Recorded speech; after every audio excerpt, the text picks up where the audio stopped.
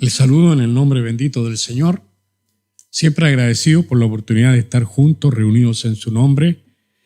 Estamos volviendo poco a poco a la normalidad. Esperamos que día a día esto sea más fácil y que podamos volver a lo que era antes. Y si no, que no perdamos la oportunidad de congregarnos. Sea como sea, es lindo reunirse en torno al nombre del Señor. Baruch atah Hashem Adonai Eloheinu. Bendito sea el nombre del Señor nuestro Dios. La palabra del Señor, continuando con el estudio y las predicaciones en el libro de Colosenses, es enfática y muy clara al decir que la única forma de que el hombre sea perdonado, que el hombre obtenga la salvación, es a través de Cristo. No hay ninguna posibilidad de salvación fuera de Jesús. Algunos acusan al cristianismo por esta causa, por estas verdades bíblicas. Nos acusan de ser demasiados personalistas, excluyentes y que no le damos oportunidad a ninguna otra religión.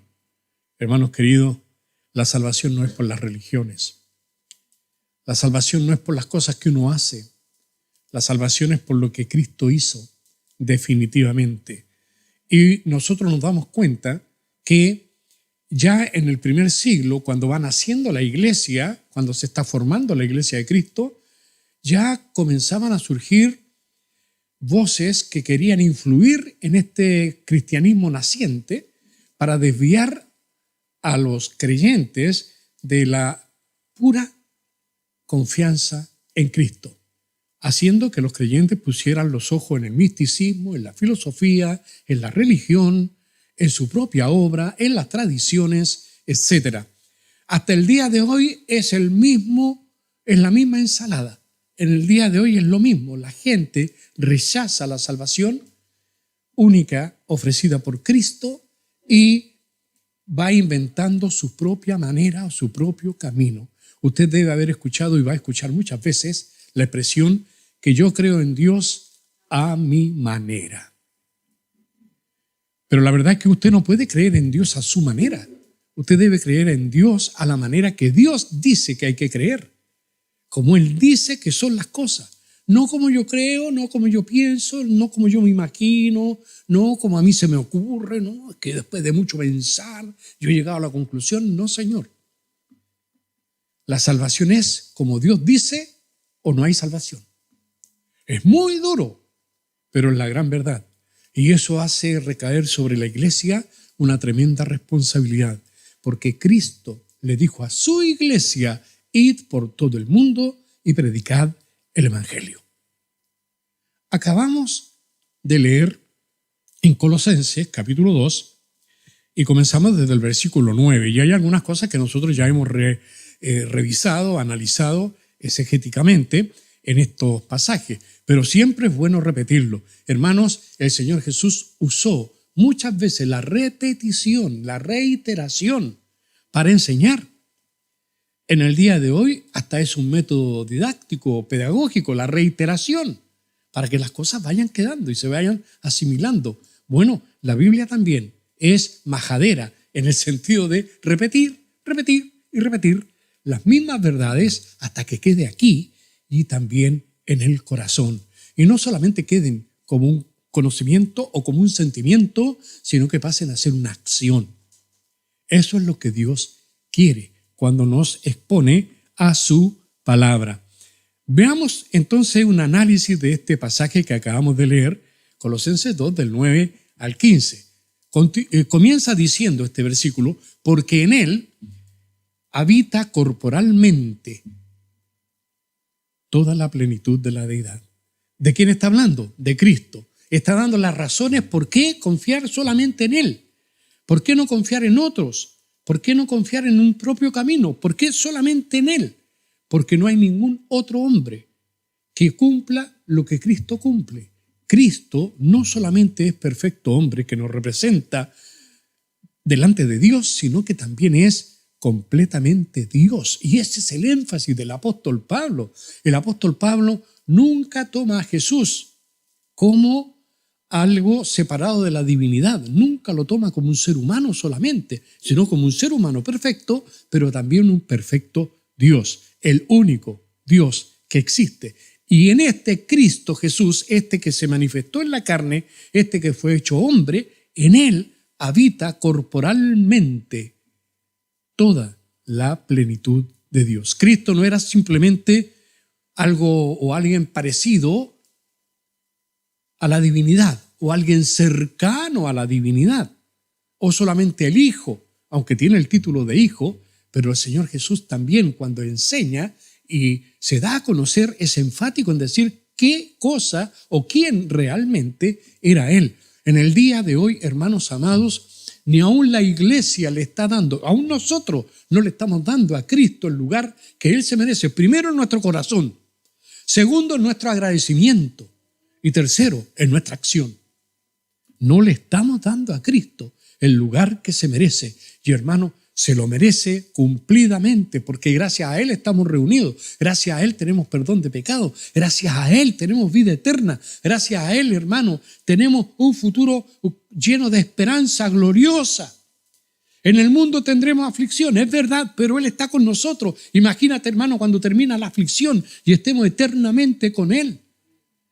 Hermano, nosotros nos angustiamos, sufrimos y nos damos vuelta aquí en esta vida porque la vida es complicada y difícil. Pero días vendrán en que esto se termina. Días vendrán en que vamos a gozarnos en la presencia de Dios y vamos a descansar en Él para siempre. Y todo se lo debemos a la iglesia. No, Señor. A tu esfuerzo. No, Señor. ¿A quién? A Cristo. A Cristo. Solamente a Cristo. El mensaje de la iglesia no ha cambiado. Nosotros predicamos a Cristo. ¿A quién predicamos? Entonces hagámoslo, pero vivamos esta creencia.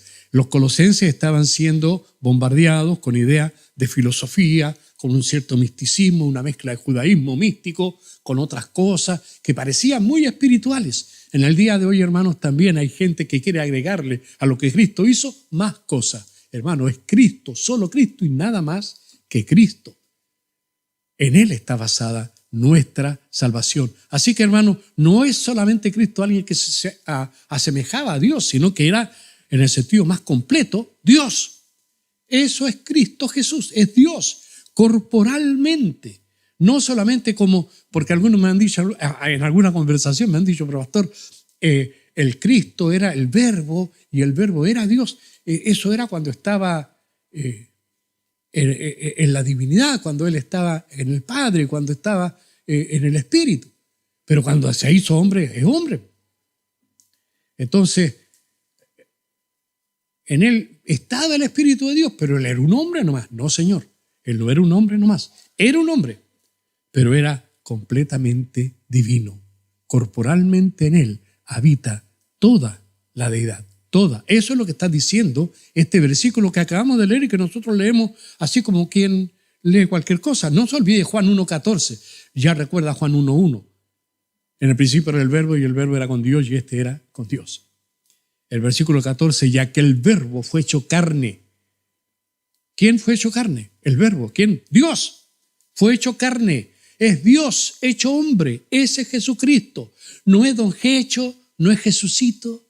No es el de arriba, no es el flaco que está en la cruz. Hermanos, si nosotros somos medio confianzudos con Él. La humanidad hoy día hasta se burla de Él. Hermanos amados, aquel Verbo hecho carne y habitó entre nosotros, dice el apóstol Juan, y vimos su gloria, gloria como del unigénito del Padre lleno de gracia y de verdad. En este mismo capítulo 1, generalmente nosotros llegamos hasta el versículo 14, pero el capítulo 1 sigue. En el versículo 18, Juan agrega, a Dios nadie le vio jamás. El unigénito Hijo que está en el seno del Padre, Él le ha dado a conocer. Hermano, Cristo es la imagen perfecta de Dios. Este tema lo toqué cuando tocamos el capítulo 1 de Colosenses, porque ahí era muy enfático también, pero estoy repitiéndolo porque Pablo lo repite. Y si el Espíritu Santo consideró que era necesario que los colosenses no lo escucharan una vez, sino que una y otra y otra y otra, Hermano, si ellos que estaban ahí llenos del Espíritu de Dios, en una iglesia pujante, naciente, no tan contaminada, si ellos lo necesitaron, ¿cuánto más lo necesitamos nosotros ahora? En esta época en que el cristianismo está contaminado con tanta filosofía, con tanta idea extraña. El énfasis, hermano, del cristianismo es Cristo, pues. Es Cristo, no es otra cosa. No es la obra de la iglesia, no es los templos más grandes, no es si hacemos esto, no, Señor. Es Cristo. Y sigue siendo el fundamento, porque en Él habita corporalmente toda la plenitud de la deidad. Esta palabra plenitud, como dije, la tocamos más extensamente cuando tocamos el capítulo 1, versículo 19. Voy a repetir el versículo para que usted recuerde por qué Pablo repite la misma idea. Hermano, no le echemos la culpa a Pablo. Es el Espíritu de Dios que inspiró a Pablo, ¿o no? Entonces echémosle la culpa al Espíritu de Dios. Echémosle la culpa a Dios. Dios quiere que se escuche de nuevo lo que Él dijo. No solamente Él dice lo que dice, sino que quiere repetir lo que dijo. Y si Dios lo repite, yo no tengo ninguna vergüenza en pararme detrás de este púlpito y repetir lo que Dios ya repitió. ¿Por qué voy a tener vergüenza? Alguien puede decir, pero pastor, este tema ya lo tocamos. Sí, lo tocamos así, pero hermanos queridos, Dios es reiterativo hasta que se haga carne en nosotros. Colosenses 1:19, le recuerdo, por cuanto agradó al Padre que en Él habitase toda plenitud. Eso era lo que el Padre quería, que el Hijo tuviese toda su plenitud, toda la plenitud de la deidad, completamente hombre, completamente Dios. El mismo Señor Jesús, cuando uno lee el Evangelio de Juan, en capítulo 14, la primera parte del versículo 10, cuando el Señor enfrenta a los discípulos y a la gente y dice, ¿no crees que yo soy en el Padre y el Padre en mí? Está hablando con sus discípulos. ¿No crees eso? El Señor Jesús estaba claro quién era. ¿No crees que yo soy en el Padre? Es decir, estoy en el Padre y el Padre está en mí. Está hablando de unidad, está hablando de identidad, está hablando de deidad, de divinidad. Hermanos, ¿cuántos dioses hay? Uno solo. Eso está clarito desde el Antiguo Testamento, la Shema. Shema Israel Eloheinu. Jehová nuestro Dios, uno es. Ejad, es uno. Hermanos amados, el Padre lo dice, el Hijo lo dice, la iglesia tiene que decirlo. Y Pablo lo está repitiendo. ¿Para qué? Para que quede claro, para que no nos confundamos. Porque a veces no sabemos, hermano, no cambiemos los roles. El Padre envió al Hijo. El Padre no se hizo hombre, fue el Hijo. Pero el Hijo es plenamente Dios, con toda la autoridad. De hecho, Él dice, toda potestad me ha dado en el cielo y en la tierra. ¿Quién tiene esa potestad? Dios. ¿Por qué la tiene Cristo? Porque es Dios. No tiene vuelta. Hermano, está hablando de esta palabra que la mencioné una vez anterior, teotes. Está toda la esencia de la naturaleza divina está en Cristo, absolutamente. Pero continuamos con este examen que estamos viendo. Y vosotros, dice el versículo 10, estáis completos en Él. ¿Por qué reitera esto? Está diciendo que en Él habita toda la plenitud de la deidad. Y vosotros, ahora nos incluye a todos. Nosotros estamos completos en Él. ¿Qué es algo completo? Es algo maduro. Es algo que no necesita nada más porque lo tiene todo. ¿Me entendieron o no? Eso es lo que quiere dar a entender la palabra. Vosotros estáis completos en Él. ¿Tú crees que te falta algo? No, Señor. Si tú estás en Cristo, estás completo en Él. ¿Lo creen? Ay, hermano, tengamos cuidado entonces. En Él estáis. Por la unión con Él, estáis llenos completamente. Lo tienes todo completamente. Nada te hace falta completamente. Recuerda Juan capítulo 1, versículo 16. Porque de su plenitud tomamos todos. Y gracia sobre gracia. Recuerda ese pasaje. No necesitamos ninguna fuente suplementaria de la gracia. No necesitamos algo más que Cristo. En Cristo está todo. Hermano, por eso no es para salvación, no es Cristo más lo que yo hago. No, Señor. Es Cristo y lo que Él hizo. Para mi salvación no es Cristo más lo que yo siento. No, Señor. Es Cristo, Cristo, Cristo. No es Cristo más una segunda bendición. No, Señor. Cristo es mi bendición plena. Cristo es mi bendición total. Usted llega a Cristo y se acabó. Nada más que buscar, porque ya te encontraron y ya lo encontraste. No hay nada más. Tienes a Cristo, lo tienes todo. Hermano, eso era lo que creían los primeros cristianos. En el día de hoy nosotros, ay Señor, hemos mezclado tantas cosas. A veces confundimos ser cristianos con ir a la iglesia. A veces confundimos ser cristiano con hacer algunas actividades. Hermano, ser cristiano es confiar plena, absoluta, totalmente en Cristo, en su obra que hizo en la cruz por nosotros y descansar en sus promesas. Solamente eso. Y usted dice, nada más, nada, ¿te parece poco? Cristo es todo. Y tú estás completo en Él. No necesita absolutamente nada. Hermano, hay gente que tienen a Cristo y andan buscando más. No, es que como que esto no me llena, como que esto. Hermano, si Cristo no te llena nada. Si Cristo no te llena nadie. Eres un barril sin fondo. Cristo llena plenamente. Porque en Él habita plenamente la divinidad. Y si tú estás en Él, estás en Cristo. Eso es lo que está tratando de enseñar con todas sus ganas el apóstol Pablo. Y eso es lo que el Espíritu Santo está haciendo a través de él para enseñarle a los colosenses que Cristo es suficiente. Este versículo 10, de Colosenses capítulo 2, versículo 10 dice, y vosotros estáis completos en Él, que es, sigue agregando, que es la cabeza de todo principado y potestad. ¿Por qué agrega eso?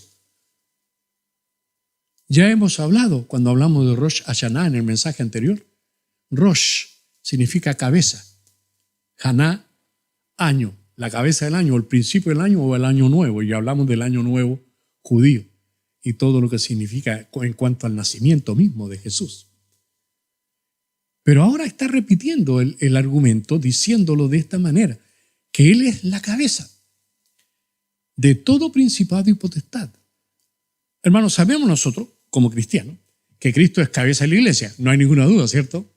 Porque la cabeza de la iglesia no es un papa, no es un sumo pontífice. La cabeza de la iglesia no es un apóstol, ni es un obispo evangélico, o hermano, ningún título humano. La cabeza de la iglesia es Jesucristo y nada más que Jesucristo también.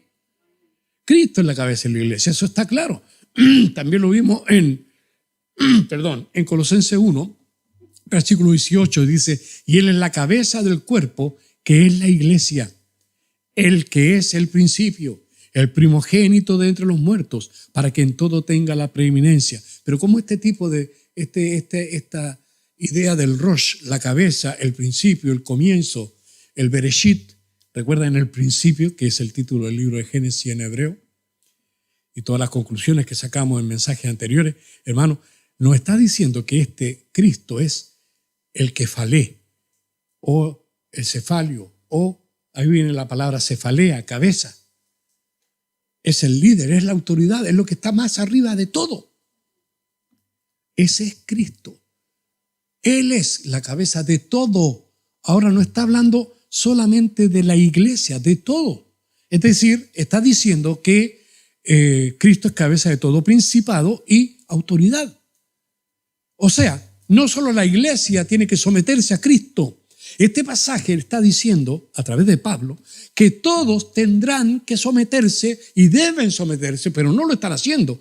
Todos deben someterse a Cristo, porque todos tendrán que rendirle cuenta a Él, porque Él va a juzgar a los vivos y a los muertos en el Padre. Todos tienen que rendirle cuenta, no solamente la iglesia, gobiernos, personas, naciones, instituciones. Hoy en día muchos de los que debieran reconocer su señorío lo desprecian. Muchos, la humanidad entera lo niega. Muchos no lo escuchan muchos, millones, no creen en Él, no lo respetan, no se someten a su autoridad, porque ellos son su propia cabeza. No, Dios dice esto, yo digo esto otro. Ellos siguen su propio camino. Pero atención, señores gobernantes, atención, señores autoridades que están en su soberbia, atención, atentos, naciones, pueblos, atentos, hombres, mujeres, atentos. Esto se va a cumplir algún día, se va a cumplir. ¿Qué es lo que se va a cumplir? ¿Recuerdan Filipenses capítulo 2, versículo 9? Por lo cual Dios también, este que es despreciado, Dios también lo exaltó, lo sube hasta lo más alto, hasta lo sumo, y le dio un nombre que es sobre todo nombre, porque es la cabeza. Lo puso por sobre todo, para que en el nombre, versículo 10 estoy ahora de Filipenses, para que en el nombre de Jesús se doble toda rodilla de los que están en los cielos y en la tierra y debajo de la tierra, y toda lengua confiese que Jesucristo es el Señor, para gloria de Dios Padre. Hoy día hay soberbia en la humanidad. Hoy día hay desprecio por el nombre de Dios. Hoy día los cristianos nos tienen arrinconados como si fuéramos elementos dañinos para la sociedad, porque no seguimos las ideas del mundo, porque el mundo tiene sus propias ideas. Y esas ideas no toman en cuenta a Dios para nada. Qué bueno que el apóstol Pablo, inspirado por el Espíritu de Dios, dejó esta palabra. Algún día toda soberbia humana tendrá que reconocer que Cristo es el Señor. Lo lamentable es que para muchos será demasiado tarde. Igual tendrán que reconocerlo. Igual tendrán que aceptar que Él es el Señor y que no hay nadie más que Él. Pero ya no habrá salvación. Hermano, qué bendición la de la iglesia, porque es la única institución. Dios le va a pedir cuenta a la familia, Dios le va a pedir cuenta a la sociedad, a las naciones. Recuerden, las naciones van a pasar por un tribunal. Cristo va a juzgar a las naciones.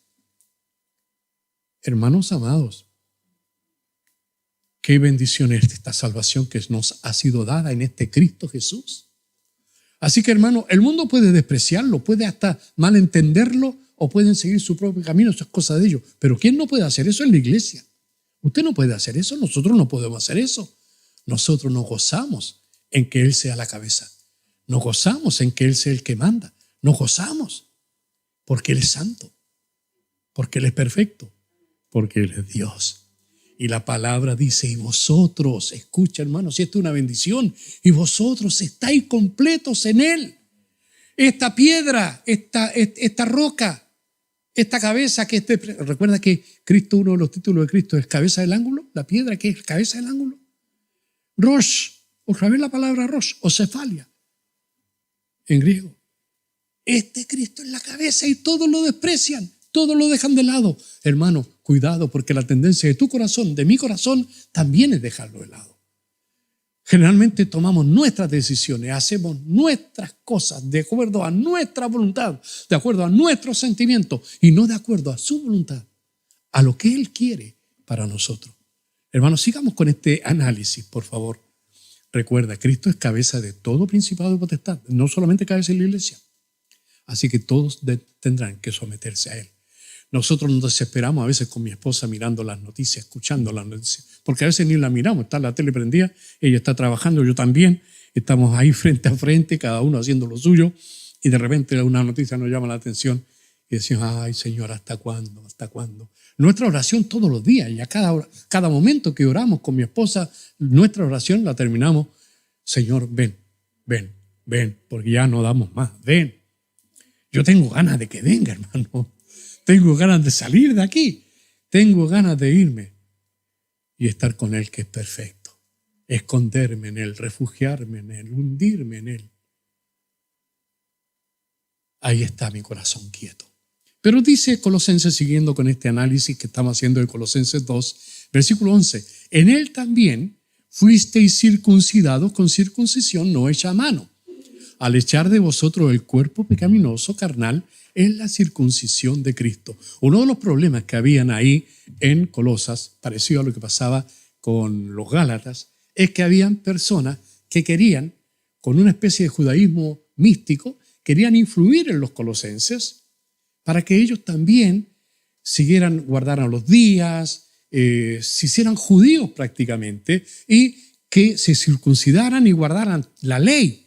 Pero el Señor, a través del apóstol Pablo, nos está diciendo una cosa distinta. Dice, por favor, pongan atención al versículo, en él también, en Cristo, fuisteis circuncidados. Ustedes van a preguntar, yo nunca he sido circuncidado, pastor. Hermano, fuimos circuncidados. En Cristo ya fuimos circuncidados. A los 8 días de su nacimiento a Jesús lo circuncidaron. ¿Para qué? Para mostrar el pacto de Dios en él. Hermano, cuando a él le pasó eso, recuerda que nosotros estamos en él y él en nosotros. En este sentido, nosotros cuando él fue circuncidado, fuimos circuncidados. Así como cuando él muere, nosotros morimos. Cuando él resucita, nosotros resucitamos. ¿Cierto? Hermano, de la misma manera, fuimos circuncidados. Pablo lo da como un hecho. Le está diciendo a los colosenses, no hay que hacerlo. Si ya lo hicieron. Y los colosenses están perplejos. ¿Cuándo lo hicimos? Yo lo hiciste, no, yo no lo he hecho. Hermanos amados, todos. Y lo más extraño es que esto incluye a las mujeres. Nosotros nunca habíamos escuchado a mujeres circuncidadas.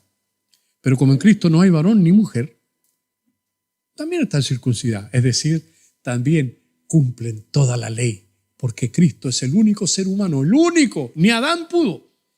Porque no había ley en ese tiempo, pero no pudo seguir la voluntad de Dios. Cristo es el único que sigue la voluntad de Dios completamente. Hacer tu voluntad, Padre, me ha agradado y lo hizo. Cumplió toda la ley, toda la ley. Hermano, y cuando Él la cumple, tú la cumpliste. Está diciéndolo Pablo, no lo está diciendo yo. Circuncidados con circuncisión, pero esta es una circuncisión distinta. ¿Qué circuncisión es? No hecha a mano. No hecha a mano. ¿Cuándo? Al echar de vosotros el cuerpo pecaminoso carnal. ¿Cuándo pasó eso? En la circuncisión de Cristo. El simbolismo de Dios en todo lo que tiene que ver con el Antiguo Testamento se cumple en Cristo. Y nosotros también somos beneficiados en Él. Esta palabra fuisteis significa, en griego fuerte, fuisteis significa una vez para siempre. Es decir, te circuncidaste en Cristo una vez para siempre. Esto quiere decir espiritualmente. ¿Cuándo? Cuando te convertiste, hermano. Cuando te convertiste. Cuando pasaste de muerte a vida. Cuando naciste de nuevo. En ese momento se te aplicó esto. Es una circuncisión no hecha a mano. En contraste con una circuncisión hecha en la carne. ¿Recuerdan Efesios 2:11? No lo busquen. Yo lo tengo aquí, así que lo voy a leer. Efesios 2:11 dice, por tanto, acordaos, está hablándole a la iglesia, acordaos de que en otro tiempo vosotros los gentiles, en cuanto a la carne, erais llamados incircuncisión por la llamada circuncisión, hecha con mano en la carne. Los que son circuncidados con mano en la carne no entienden esta circuncisión hecha no con mano. Esta circuncisión es la obra de Cristo cuando Él se circuncidó aplicada a nosotros para siempre. No necesito circuncidarme. No necesito guardar la ley para salvarme. Uno ya la cumplió. Sí debo ser obediente. Y si Dios dice esto no se hace, no se hace, por hermano. Pero ya no es para salvarme, sino para ser obediente a Dios, para santificarme, para caminar con Él como Él merece. Así que, hermano, sigo leyendo porque me gustó este pasaje de Efesios 2:11. Por tanto, acordaos. ¿Por qué usa esta palabra acordaos? Al Señor le encanta, hermanos, que miremos hacia atrás, no para gozarnos en los delitos y las pellejerías que hicimos cuando éramos inconversos, no para deleitarnos en el pecado del pasado. El Señor quiere que miremos hacia atrás para que veamos de dónde Él nos sacó. Acordaos que en otro tiempo vosotros, me estás diciendo a mí, acuérdate de quién eras antes. ¿Sabe quién era antes yo? Era un pobre hombre que creía que lo sabía todo y no sabía nada. Era un hombre que no creía en Dios. Era un ateo declarado. Era un hombre lleno de ideas humanistas. antisemita, antidios. Y yo me acuerdo, pero ahora por la gracia de Dios, por el poder de este Cristo Jesús, en Él estoy completo. En este Cristo Jesús tengo la vida eterna. Eso es lo que está diciendo. En aquel tiempo, sigue diciendo el versículo 12, en aquel tiempo, yo quiero que recuerdes aquel tiempo, ¿lo recuerdas? En aquel tiempo estabais sin Cristo. Qué triste, hermano, estar sin Cristo. En Cristo lo tengo todo, o sea, si estoy sin Cristo no tengo nada, nada, soy miserable, total, absoluto. Pero hermano, eso fue tiempo pasado. Yo estuve sin Cristo, alejado de la ciudadanía de Israel, no tenía nada que ver con los planes de Dios, ajeno a los pactos de la promesa, ni tenía idea que habían promesa, hasta que lo descubrí. No solamente estaba sin Cristo, dice la palabra, sin esperanza. Hermano, no tenía ninguna esperanza espiritual. Para mí era el vivir aquí y ahora, y después de esta se acabó, compadre. Porque después de esta no hay otra. ¿No lo has escuchado? Pero después de esta sí hay otra. Y nosotros tenemos esa esperanza. Así que en el pasado yo pensaba, porque estaba sin Dios, estaba sin esperanza y sin Dios en el mundo, está diciendo la palabra. Hermano, sin Cristo, sin esperanza y sin Dios. Demos gracias a Dios porque ahora estamos con Cristo, ahora tenemos esperanza y ahora estamos con Dios. Viviendo en este mundo, pero con Dios. Versículo 13 estoy citando Efesios capítulo 2 ahora, versículo 13. Pero ahora el cambio. Acordaos de lo que era en otro tiempo, pero ahora, en Cristo Jesús, sigue diciendo el apóstol Pablo, vosotros que en otro tiempo estabais lejos, así estaba yo, así estaba usted, estabais lejos, habéis sido hechos cercanos. ¿Por qué? Porque te has portado bien. No. Porque encontraste la mejor iglesia. No. Porque encontraste al mejor pastor. No. ¿Por qué entonces? Por la sangre bendita de Cristo. Hermano, volvamos al análisis de Colosenses capítulo 2, versículo 12 ahora. Sepultados con Él en el bautismo. Sigue con los símiles. El apóstol Pablo está hablando de la circuncisión, que fui circuncidado con Él, y ahora me está diciendo que en el bautismo, que es un símbolo, cuando uno cristiano se bautiza, está realmente diciendo que ha muerto con Cristo y es sumergido en el agua y ahora vive una vida nueva con Él, como cuando Él se levantó de los muertos. Eso dice el versículo 12, sepultados con Él en el bautismo, en el cual fuiste también resucitados con Él, mediante la fe en el poder de Dios que le levantó de los muertos. ¿Qué levantó de los muertos a Cristo? El poder de Dios. ¿Qué está diciendo? Que yo debo identificarme no solo en la circuncisión, no solo en ser sumergido en el agua en el bautismo, sino que cuando me levanto en la resurrección de Cristo. ¿Qué está diciendo, hermano? Esto va mucho más allá de lo que usted cree. Para poder entenderlo, un pasaje paralelo. Efesios 1:19 dice, ¿y cuál la supereminente grandeza de su poder? Hablando del poder de Dios, esta palabra se repite mucho en Pablo, para con nosotros, supereminente grandeza de su poder para con nosotros los que creemos, según la operación del poder de su fuerza. ¿El poder de quién? De Dios. ¿Qué pasó con ese poder? La cual operó en Cristo, resucitándole de los muertos y sentándole a su diestra en los lugares celestiales. ¿Qué está diciendo el Señor aquí? ¿Qué es lo que Pablo quiere decir aquí? Está diciendo, el mismo tremendo poder que se ejerció para traer de nuevo a la vida al que estuvo muerto 3 días y 3 noches, el mismo poder que resucita a un muerto, el mismo poder está en nosotros para darnos la vida, porque estábamos muertos en delitos y pecados. Y ese mismo poder, el poder que resucita, es el que me dio vida, es el que te da vida. Hermano, disfruta esa vida, porque es una nueva vida.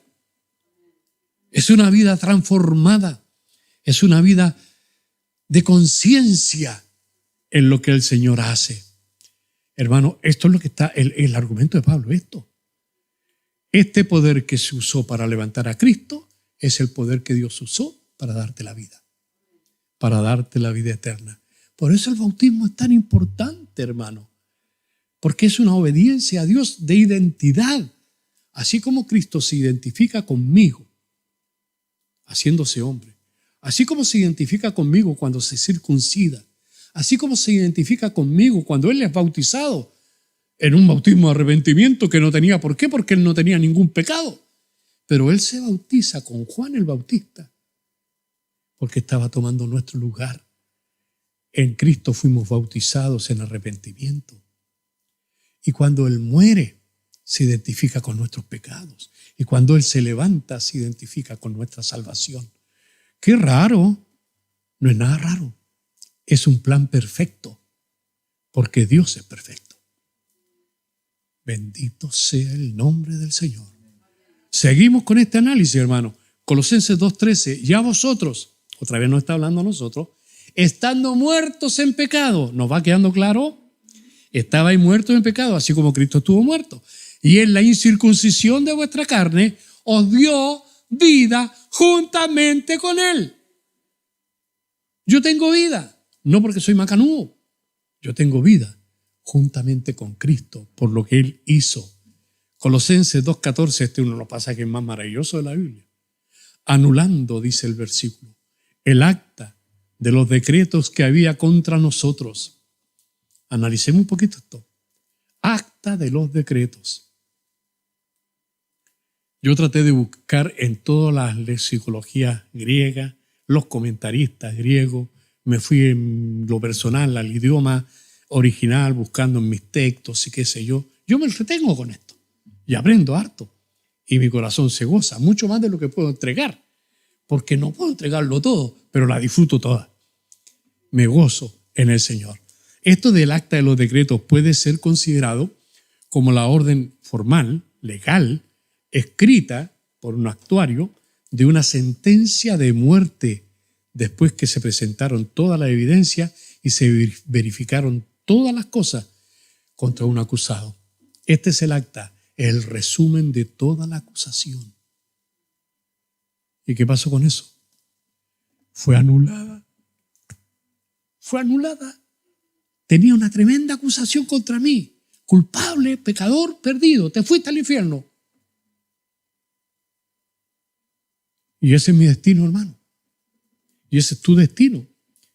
Ese es el destino triste de la humanidad. Aunque no quieran creer en la palabra infierno. Pero hermanos amados, Cristo nos libra de todo eso. De todo eso. Y no usa solamente esto del acta, sino que habla del acta de los decretos, que es un decreto. ¿Cuál era el decreto, hermano? ¿Recuerda usted cuál era el decreto que hay para nosotros, contra nosotros? Es bien simple el decreto. Romanos 6:23, para hacerlo bien resumido. Porque la paga del pecado es, punto, póngala ahí. La paga del pecado es, ¿qué somos nosotros?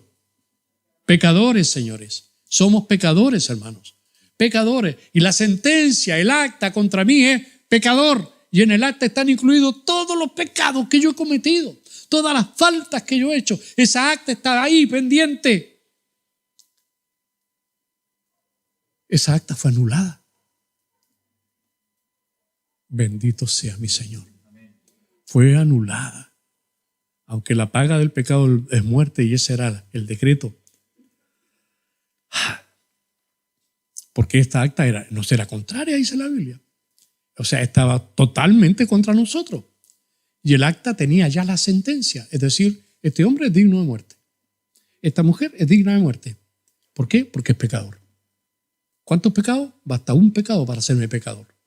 Y yo se los prometo. No voy a hacer una defensa de esto. Yo soy más que un pecado. Y usted también. Son miles. Y el Señor en su gracia lo ha anulado. Hermano, el acta tenía una sentencia. ¿Recuerda Hebreos 10:27? Alguna vez predicamos sobre estos temas también. Dice el versículo 27 de Hebreos 10, sino una horrenda expectación de juicio y de hervor de fuego que ha de devorar a los adversarios.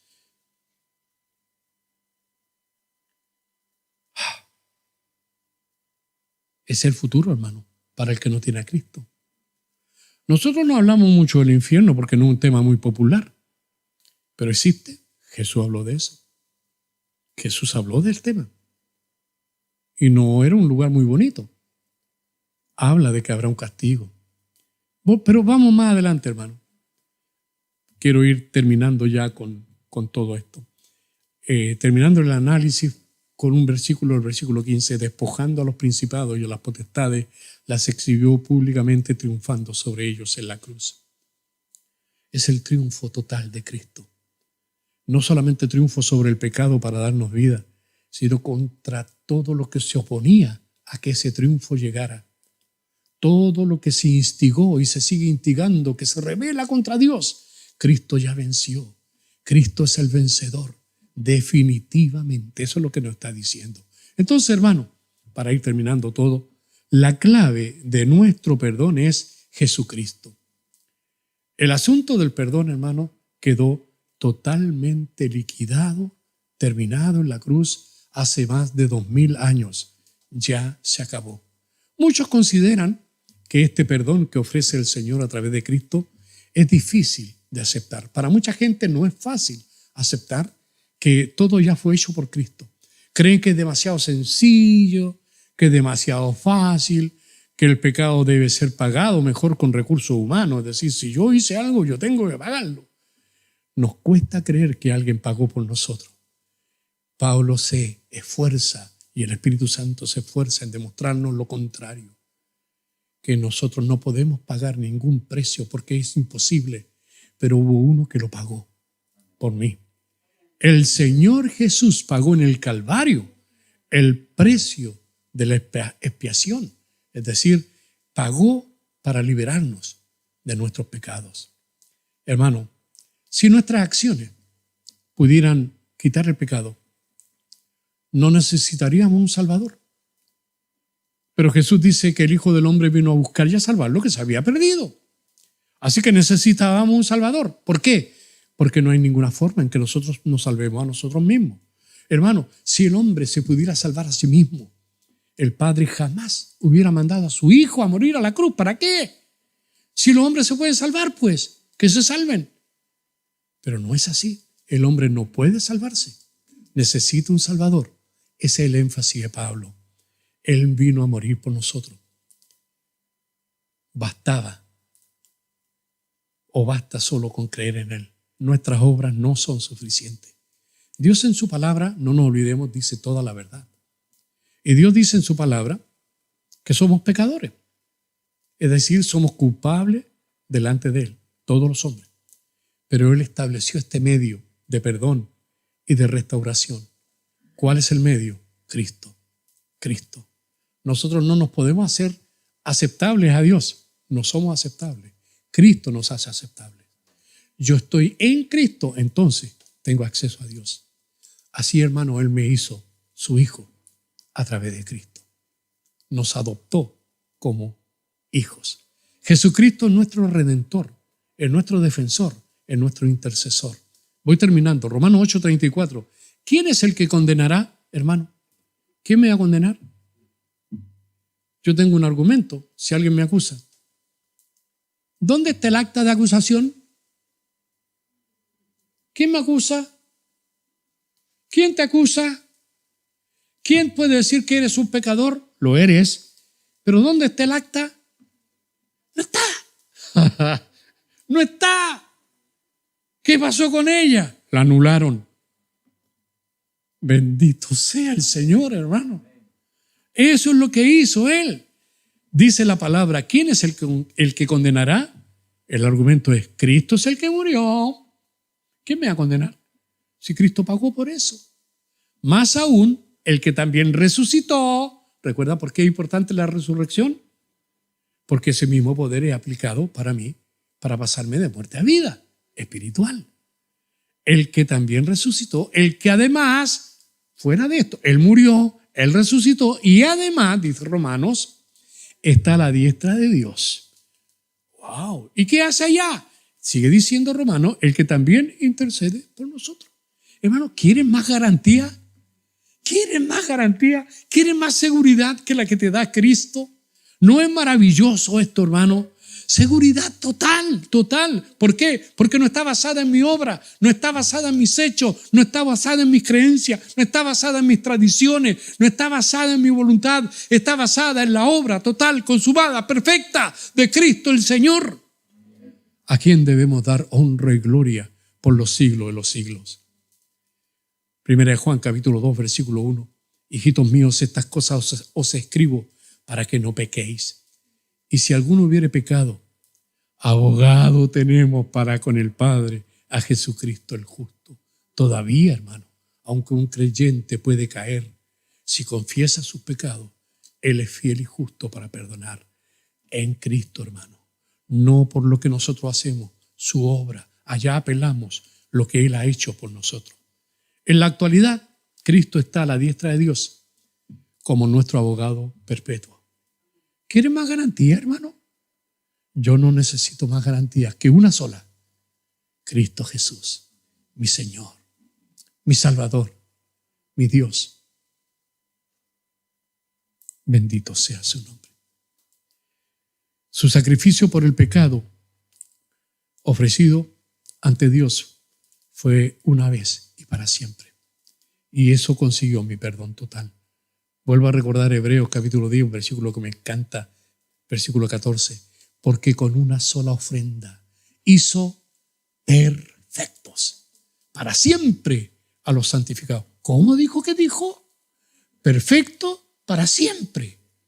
No, sí, perfectos para siempre. ¿Porque somos buenos? No. Porque Él lo hizo así, por amor, por su gracia. Él es el Elión, el Dios altísimo, el Dios bendito. No nos mira. Dios, hermano, no nos mira y luego decide, a ver, sí, a este lo voy a salvar. No, este se porta muy mal. No, hermano, todos nos portamos mal. A veces nosotros, no, algo habrá visto Dios en mí que me salvó. No ha visto nada, hermano. Es solamente su misericordia, su gracia. ¿Qué te crees? Él te salvó porque te ama, porque Él quiso. No somos dignos, hermano, de merecer su perdón. No lo somos. Así que Él sabe que no somos dignos. Su perdón es incondicional y está basado solamente en su amor y en su gracia. Y está expresado, se demuestra en la cruz de Cristo, en el sacrificio de Cristo, allá en la cruz. Y para que le quede claro a todos, Pablo está diciendo que toda el acta fue clavada en la cruz y se acabó todo ahí. Se acabó para siempre. Ahora, hermanos, si hubiera algo que nosotros pudiéramos hacer para merecer el perdón, entonces el perdón de Dios no estaría basado en la gracia, sino en nuestra propia acción. Pero esto no es así. Termino. ¿Qué ha pasado o qué pasa con el acta de juicio que Dios tiene en tu contra? ¿Tienes respuesta? La mía fue anulada.